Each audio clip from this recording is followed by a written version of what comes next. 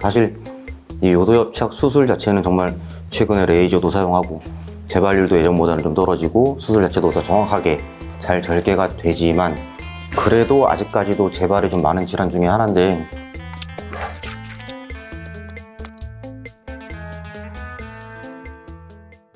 정확히 진단을 했으면 이제는 치료를 해봐야 되는데 치료도 어떻게 진행되는지 한번 설명을 해주실까요? 일단 진단할 때도 아까 요도 내시경 검사가 중요하다고 말씀을 드렸는데 치료를 할 때도 뭐 어디를 이제 피부를 떼고 하는 건 아니고 내시경이 들어간 상태에서 일반적으로는 수술을 진행을 하게 됩니다. 수술명은 내요도 절개술이라고 하고요. 내시경이 들어간 상태에서 협착이 된 부위를 확인을 하고 그 부위를 여러 가지 방법을 통해서 좁아진 부위를 절개를 시켜주죠. 그렇게 상처를 주면은 그게 아물면서 다시 좁아지려는 성질이 있기 때문에 그걸 방지하기 위해서 보통 요도 카테터, 그러니까 흔히 이제 소변줄이라고 얘기하는 거를 오랜 기간 차고 계시는 경우도 있고 또는 우리가 이제 뭐 심혈관 계통에 혈관에 이제 집어넣는 것 같은 스텐트를 넣는 경우도 있습니다. 요도 스텐트는 쉽게 얘기해서 우리 스프링 같은 거 생각하셔도 되는데 요도 쪽에 그쪽을 넓히고 나서 그 부위에 스텐트를 넣어주는 거죠. 외부로는 노출되는 게 없습니다. 그렇기 때문에 장점은 두 가지 정도 말씀드릴 수 있는데 하나는 뭐 소변줄처럼 외부로 나온 게 없기 때문에 일상생활에 훨씬 더 편하다는 장점이 있고 두 번째는 소변줄은 뭐 한 달 이상 사기는 여러 가지 쉽지가 않죠. 근데 스텐트는 보통 2개월에서 뭐 3개월 정도까지는 유지를 할 수가 있기 때문에 상당히 오랜 기간 동안 막을 수 있다는 장점이 있고 이 스텐트 자체가 계속해서 우리 몸속에 들어가면 열을 받아서 얘가 자꾸 늘어나려는 성질이 있어요. 그래서 협착을 방지하는데 소변줄보다 더 좋은 역할을 하게 됩니다. 요도 이런 협착 치료 방법 중에 요도 절개술 할 때 이제 사용하는 뭐 어떤 재료에 따라 조금 다를 수가 있는데요. 이제 예전에 주로 사용하던 게 콜드 나이프라고 해서 이제 앞이 칼날이 있어서 그 좁아져 있는 조직을 쳐줘서 넓혀주는 이제 시술을 하기도 했고요.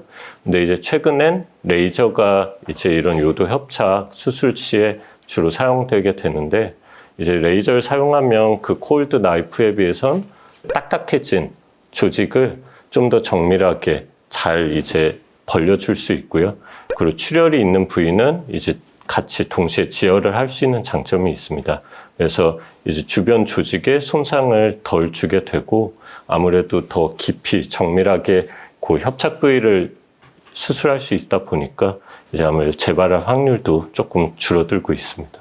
저희가 계속 요도협착 지금 말씀을 드리면서 중간중간에 재발이라는 단어가 나오거든요. 사실 이 요도협착 수술 자체는 정말 최근에 레이저도 사용하고 또 절개 후에 예전처럼 소변줄이 아니라 지금같이 스텐트를 또 사용하기 때문에 재발률도 예전보다는 좀 떨어지고 수술 자체도 더 정확하게 잘 절개가 되지만 그래도 아직까지도 재발이 좀 많은 질환 중에 하나인데 실제 이 길이에 따라서도 그 협착 길이가 2cm 미만일 경우에는 한 재발률이 한 40%, 그 다음에 2에서 4cm인 경우에는 한 50%, 4cm보다 길 경우에는 80%까지도 재발률이 되게 높거든요.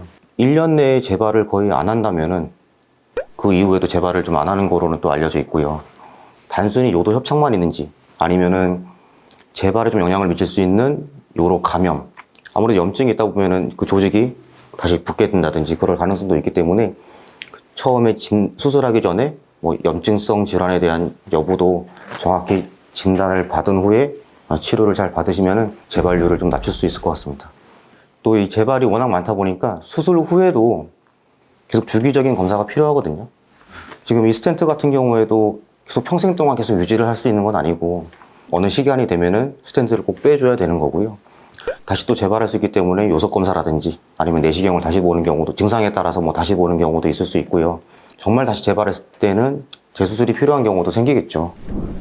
지금 저희가 간단히 오늘 요도협착에 대해서 말씀을 드렸는데 아까 저희가 말씀드린 이런 요도 촬영, 요도 조영술, 내시경 이런 검사들이 간단하게 바로 시행되기는 사실 어렵기 때문에 정말 이 소변 보기 불편한 증상이 요도 협착이 의심되는 상황이다.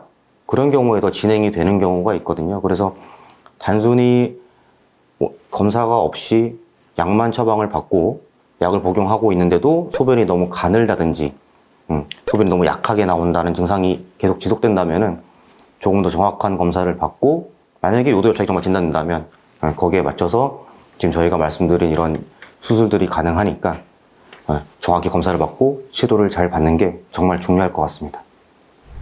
비정상 토크, 이번 영상이 유익하고 도움되셨다면 구독, 좋아요, 알람 설정 부탁드리겠습니다.